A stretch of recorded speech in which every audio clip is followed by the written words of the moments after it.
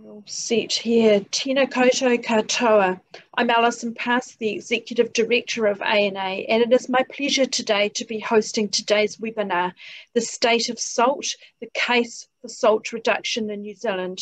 Today I'm joined by Nikki Chilcott from the Stroke Foundation. This webinar is being recorded and will be available on the ANA website in about a week's time. Today, I encourage you to use the question and answer box at the bottom of your screen. We'll have time to answer these questions at the end of today. Kia ora to you, Nikki, and welcome to our ANA webinar series. We look forward to having you share the latest on salt with us today. Kia ora. It's lovely to see some very familiar names popping up on the screen. So as you know, I've been in the sector for an awful long time, and it's lovely to see some familiar names coming up. Tēnā koutou katoa. E mihi anu aho ki ngā iwi au tēnea whenua. Ko Nikki toko ingoa. Nō ngā mutu aho. Ka mahi o ki te rupu e kura ruru o Aotearoa. Nō reira tēnā koutou, tēnā tātou katoa.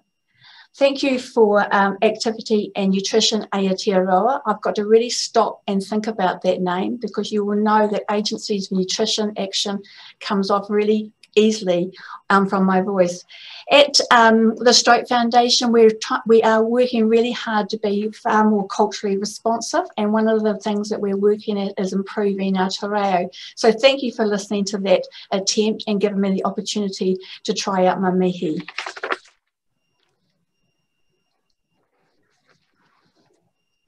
Can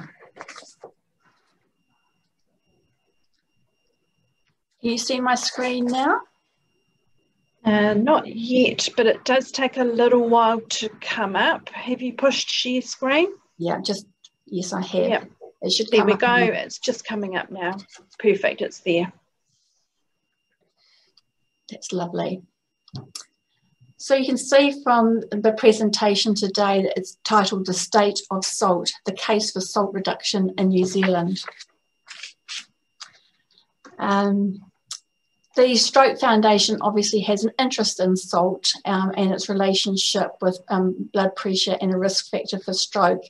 And we have actually developed a new advocacy plan, and this webinar is part of that advocacy work that we wish to carry out. Just make sure. The first point is that New Zealanders do eat too much salt. Probably almost double the amount of salt recommended for good health. The most recent data, which is in 2015, estimates that the population salt intake equates to about 8.5 grams of salt per day. You won't be surprised that our data is 5 years old, but that's all we have got to go on. But it was based on the collection of 24-hour urine samples, which is the gold standard for estimating sodium intakes. And the research was carried out by Rachel McLean, Julia Edmonds, Sheila Williams, Jim Mann, and Sheila Skeef. The WHO recommends a maximum dietary intake of 5 grams of salt per day. Just to point out to you that when we carried out the research, we looked at the sodium content of sausages, but when it comes to communications, we often talk about the salt content, because I believe it's actually easier to visualize 1 teaspoon of salt rather than 2,000 milligrams of sodium. As you know, salt is made up of sodium and chloride, and it's the sodium that raises blood pressure and increases the risk of stroke. Salt is the main source of sodium in our diet. Sodium is a chemical element required by the body for many functions, including the maintenance of blood volume and pressure. But it's the high excess dietary sodium intake which increases blood pressure and consequently increases the risk of cardiovascular disease, including stroke. Oops, what have I done?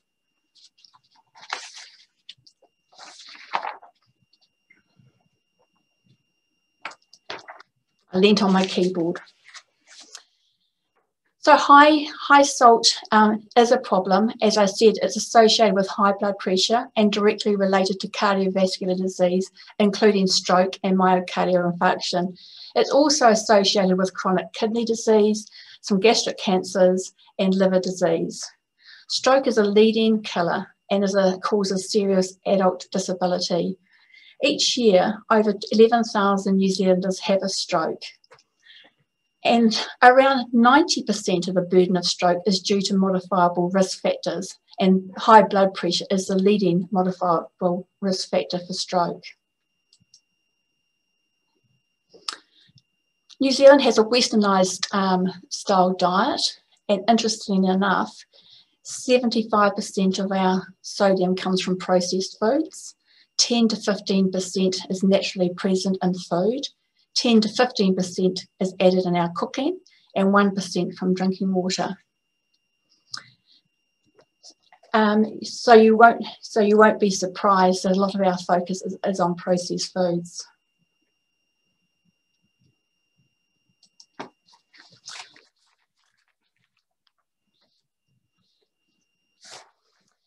So the three research questions that the Stroke Foundation wanted answers were to look at the variability in sodium content of sausages sold in New Zealand and determine if any progress has occurred in reducing sodium over that time, and identify how many existing products meet the New Zealand Heart Foundation and Australian Healthy Food Partnership targets, which were our benchmarks.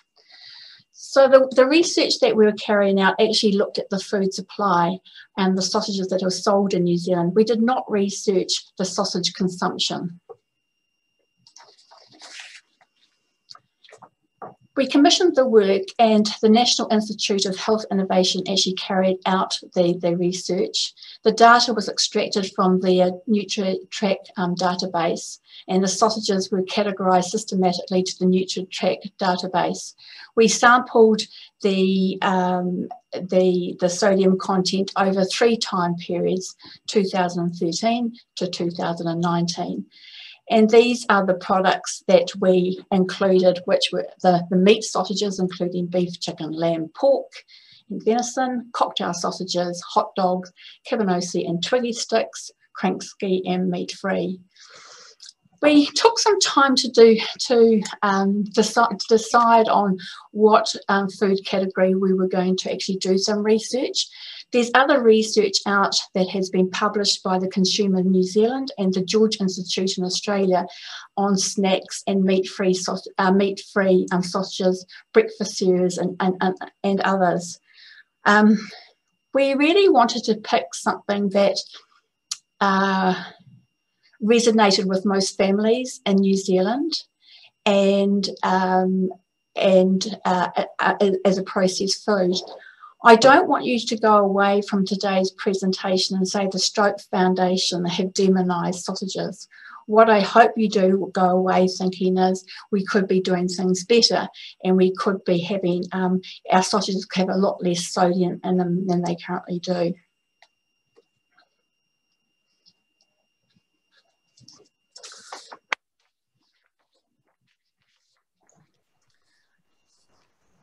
So what they were investigating is to look at the number of available products and the medium sodium content, milligrams per 100 grams, and sodium ranges were determined for each category each year.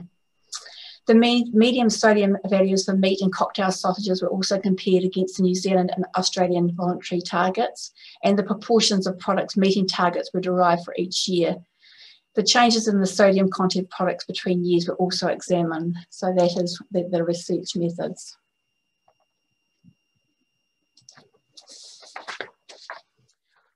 What did they find out? They found out that the average serving of a sausage, which is about 100 grams, contains half a teaspoon of salt, which is actually half of the recommended maximum dietary intake. And that doesn't take into consideration the tomato sauce of the piece of bread that is served with. So, you know, we're just taking the food in isolation. And there's a significant variability in the salt content within categories and across brands from, 0.8 of a gram of salt to 6 grams per 100 grams. So the range is actually really huge. There was no significant change in the sodium content between 2013 and 2019. And when they compared it with the National Heart Foundation's voluntary sodium targets, only just under a third met those targets. And for the Australian targets, it was just over 12%. And the reason being that the Australian targets are, I think they are, I've got them in front of me here. I think they are 540 milligrams per 100 grams compared to the Heart Foundation's 650. So I suppose we weren't surprised to find that sausages are high in salt, but the interesting finding is the large variability of salt in sausages. And it's this variability that's important to note. This range highlights the achievability of reducing salt in sausages, and as gradual reductions would have little noticeable impact on taste.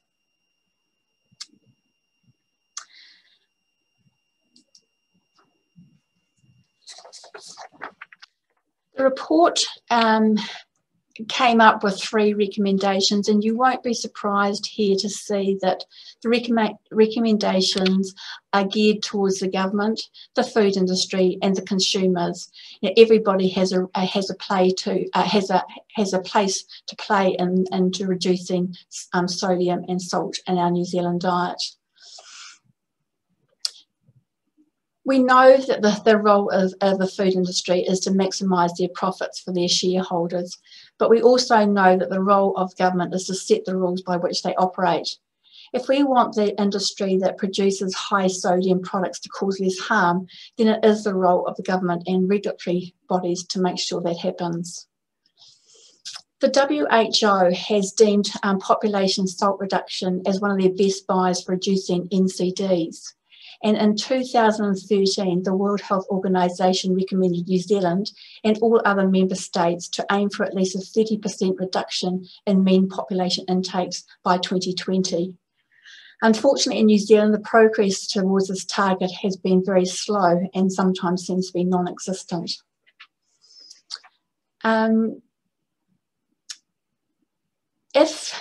I know the Heart Foundation has worked with the food industry for well over a decade and done some excellent work in this area, and it just probably needs to be amplified, because we know that if they do reduce sodium in sausages, even small amounts will actually have a huge benefit to the health of New Zealanders. For consumers, we are asking people to limit the intake of processed meat and increase the consumption of whole and fresh alternatives. We're asking people to read their food labels of processed foods and select lower sodium options. And so we're asking people to eat sausages that are less than 600 milligrams of sodium per 100 grams, and be aware of the portion size, so that if you are at a barbecue, for example, you may choose one sausage and some other meat and plenty of salad and that type of advice, because they are quite high in sodium.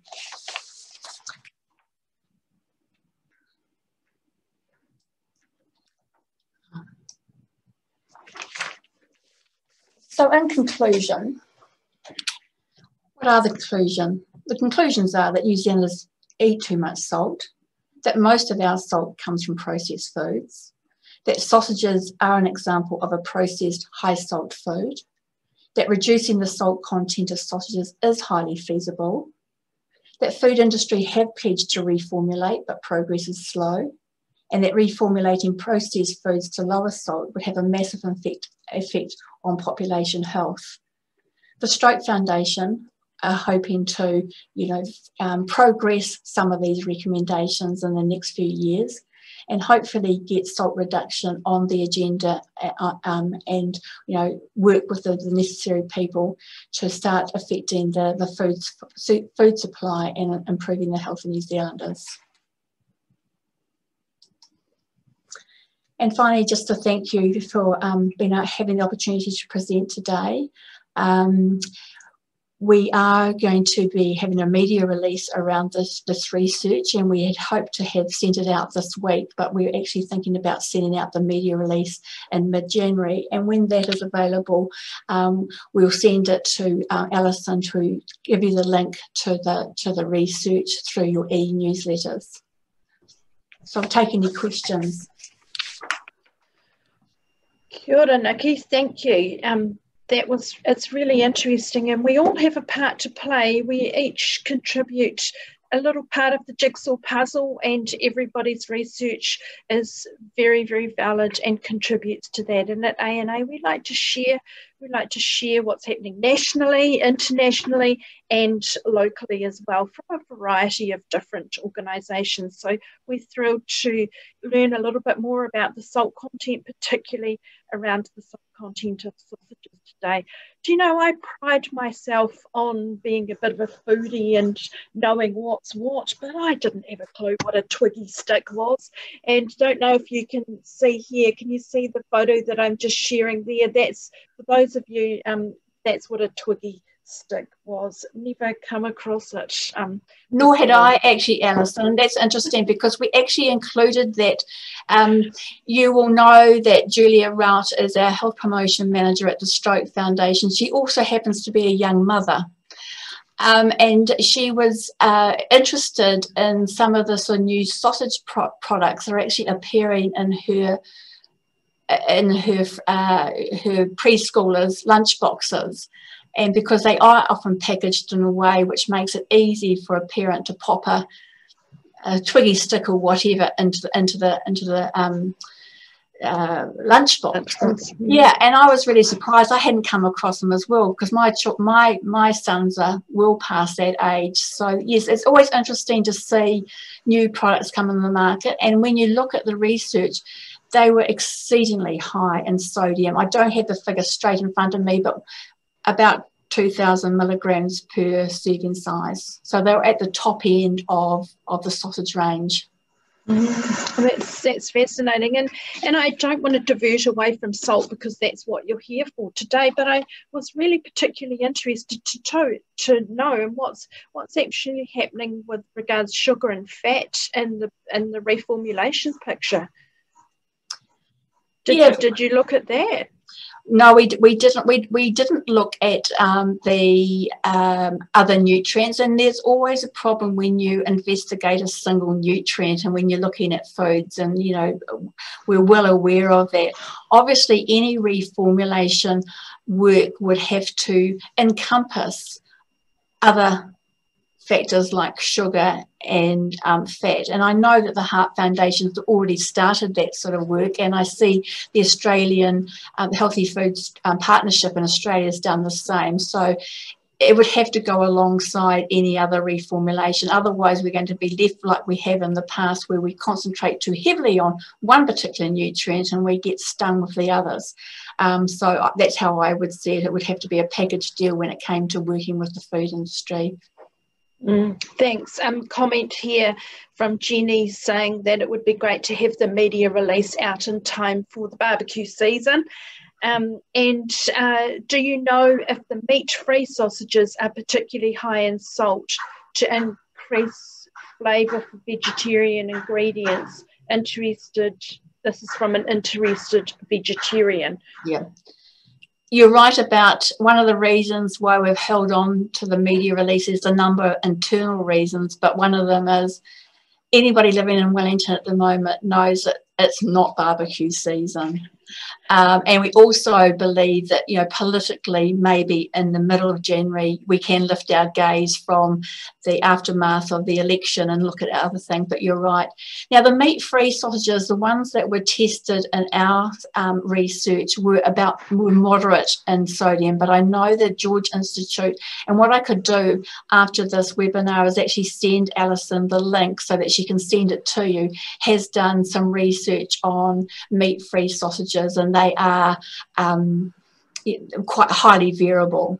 Yeah, so I think from that research they found that some of them, because of those added ingredients to give the flavour were quite high in sodium, but our research didn't show those very high numbers. Thanks. Because preserved meats, including sausages, have been deemed to be Group 1 carcinogens, shouldn't all health organisations recommend a complete ban on them? Nelson Marlborough DHB has removed all preserved meats from the hospital CAFs since August 2020. And of course, we would have those concerns in public health nutrition. I think the Stroke Foundation is making sure that, and I understand what they are doing, but I think the Stroke Foundation is also trying to engage in populations where sausages are a staple item in the diet.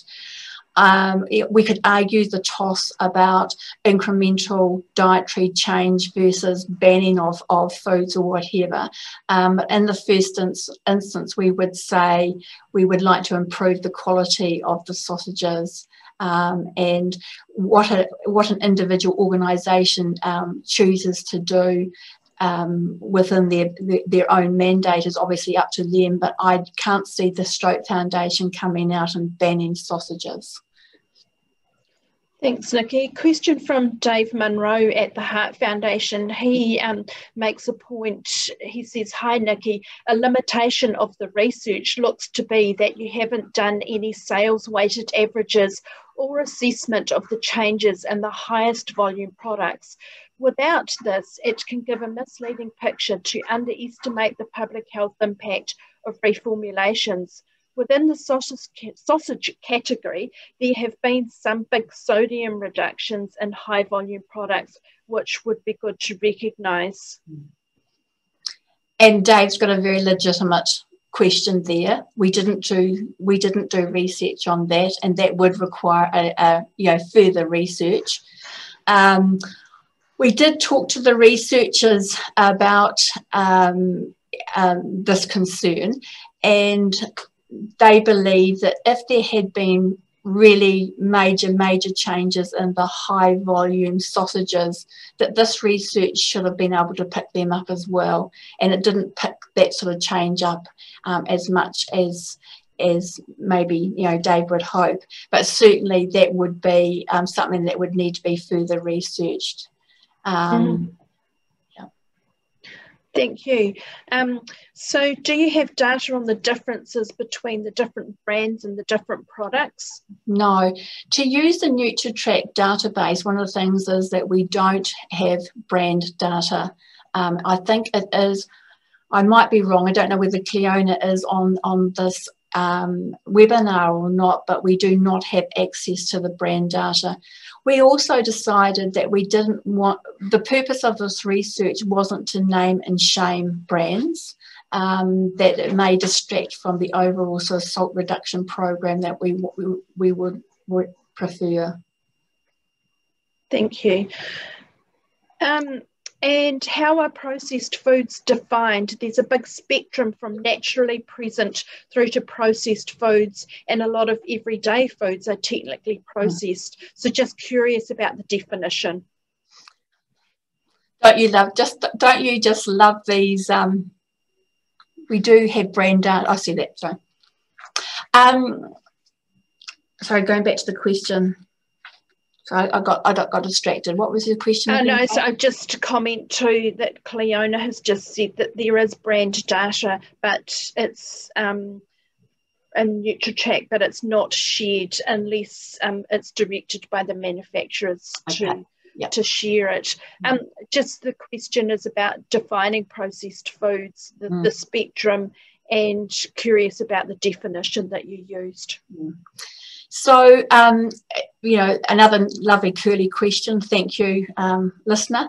And as you know, processed foods can be anything from, a slice of bread, which these days we just consider that as part of our staple item and not necessarily see it as a processed food, right through to the ultra processed foods, which when you look at the ingredient list, you actually don't even recognise any of the types of ingredients in there. So there is a huge range. we deemed sausages as a processed food because of the processing that required from the manufacturers to produce the food that we consume. So we didn't really differentiate between the different types of sausages based on the ingredients or the amount of processing that was undergone. Thank you. Question here about the incidence of hypertension in the Pacifica community. Do you have any stats on the incidence of hypertension with Pacific people? I don't have them at my fingertips. I presume that the Stroke Foundation do keep stats on that, but when it comes to the incidence of stroke, Māori Pacific, like a lot of the health stats, the stats are quite poor. So in the Stroke Foundation, we work alongside these what we call priority populations, because they're the people that are more likely to have strokes and disability. A comment here about many other food categories that have made some substantial reductions towards the targets. And just a note that it takes a company a long time to change their salt content, and there are many barriers, and acknowledging that there are many people working towards lower salt intakes and in other categories too. So yeah. Thank you, we'll acknowledge that one. And after saying that, that's the whole purpose, is let's amplify our efforts, because it does take a long time, and to make changes sometimes. I reflect on my work in health promotion, and a lot of you know that I used to work for the Heart Foundation, and I worked as a health promoter in the Wellington region, and I was tasked to work with 250 schools in the Wellington Greater region. And I had to physically knock on everybody's door to get their agreement to work with the right people in the school to improve the nutrition environment. Unfortunately, I left that position, but when NAG5 came out and there was government direction and leadership in promoting healthy foods in schools, I was delighted, because I think it does take that level of leadership to make things change, to make those changes. We all know what happened to NAG5, but I think it is an example of having government leadership to provide us the support to do the type of work that we need to do. Some of these other challenges with working with the food industry would have to be worked out as we try to reduce the sodium intake, but I think it's more feasible and more robust if we have some top-level support from the government. And that is right across the nutrition strategy for the whole of Aotearoa, not just necessarily for salt, but so that we're all working towards the same aim. So that's been one of ANA's calls, is to ask for a food and nutrition strategy for Aotearoa. Another question here, would it be realistic for New Zealand to adopt a UK-style formulation table for manufacturers? I don't know whether I don't know whether I can actually comment on that, because I'm not au fait with all that detail. But I do know that the Australian Healthy Food Partnership is an example of how we could move forward, where public, private and government work together to draft voluntary targets. And obviously the key players that are working in that area in New Zealand at the moment would have to be around the table as well. But it would be other people would be around the table as well, like researchers and the Stroke Foundation. And Cleona's giving you some comment there, so you might like to talk about that. Sure. Cleona has said New Zealand could adopt a similar reformulation target approach to the UK, but it needs to be government-led as it is in the UK, which comes back to Nikki's last point. Another comment here from Dave, Dave Munro from the Heart Foundation, relates to your very last point, Nikki, about the Australian Healthy Food Partnership. There are issues in making comparisons with these targets. The New Zealand sausage market is predominated by pre-cooked products and is very different to the Australian sausage market, which is mainly fresh sausages. The Australian target is only for fresh sausages and excludes pre-cooked. Gosh, it gets complicated when you start digging into all the detail, doesn't it? Do you have a comment there? One of the reasons why we use that target is people know we do have a Tasman sort of food supply, and I've thought about that comment from Dave, and even if the food category is different, one contains pre-cooked sausages and one doesn't, what does that mean for the salt content, the sodium content of those sausages, and what would be the concerns between the difference between the categories? I'm at loss to know. I mean, I think that because we have a Trans-Tasman food supply, I think that we can't ignore Australian targets. I think we can learn a lot from them about how they develop their voluntary targets. And one of the conversations we had with the George Institute and a few researchers over there was one of the best things is to have government on board. Otherwise, you don't have the sort of leadership and the mandate to work the way you need to work. Thank you. Comment come through here to say pre-cooked sausages are generally higher in sodium content, so that's great to know.